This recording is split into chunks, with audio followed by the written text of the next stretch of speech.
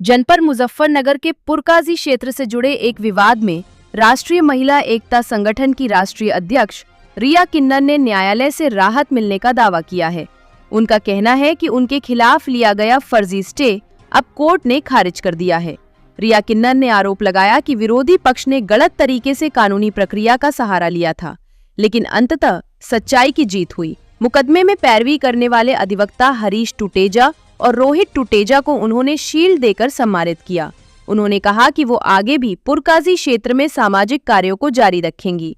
वहीं विरोधी पक्ष की ओर से अब तक कोई प्रतिक्रिया सामने नहीं आई है। मैं हरीश टुटेजा मैं मेरा गलत करता हूँ और मुजफ्फरनगर में भी बैठते हैं हमारे दोनों बेटे रोहित टुटेजा, भागु टुटेजा और एक हमारे साथी हैं कृष्ण कुमार एडवोकेट। हमारे साथ पूरा नियम है, एक पूरे सब लोग एक साथ चलते हैं। एक धीरज एडवोकेट है और हम मेरे साथ बैठते हैं और सभी जो है न्याय के लिए, लड़ाई के लिए लड़ते हैं। सर, आपको आज सम्मानित किया गया है राष्ट्रीय महिला एकता संगठन की तरफ से, क्या कहना चाहिए? मैं हृदय से उनका स्वागत करता हूं और उन्होंने जो सम्मान मुझे दिया है उसका मैं शब्दों में उसकी कल्पना भी नहीं कर सकता।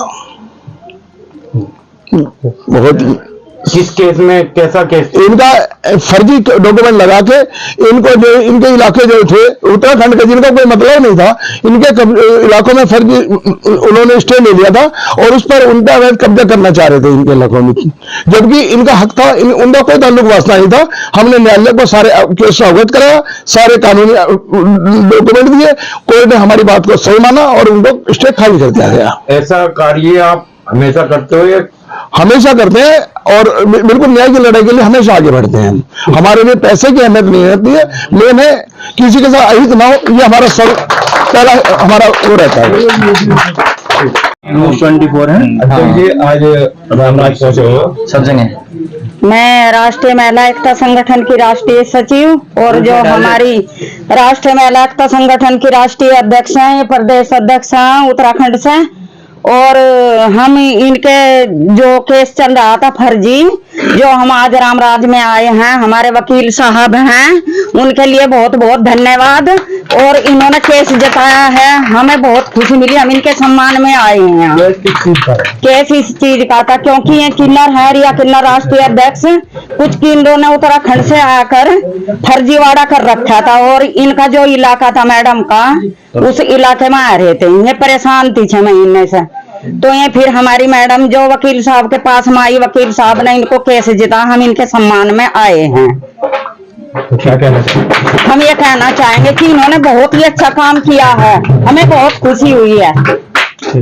धन्यवाद। आपका परिचय? जी, मैं उत्तराखंड से प्रदेश अध्यक्ष हूँ, राष्ट्रीय महिला प्रदेश अध्यक्ष। अध्यक्ष जी, आज उत्तराखंड से सम्मानित करने के लिए हम आज में पहुंचे हैं। जी, मैं वकील साहब का सम्मान के लिए आए हैं। हमारी जो राष्ट्रीय महिला एकता संगठन की जो प्रदेश अध्यक्ष हैं और जी सचिव जी हैं, मैं इनके साथ सभी महिलाओं के साथ में यहाँ पर आई हूँ। देखो, वकील साहब तो एक ऐसे होते हैं, देखो जो मरती सीढ़ी से भी वो बचा सकते हैं, क्योंकि फांसी का फंदा आ जाता है लोगों के गले में, तो वहां से भी बचा सकते हैं। जो वकील साहब अच्छी सुनवाई करते हैं, देखो उनके ऊपर बहुत सारी दुआएं होती है।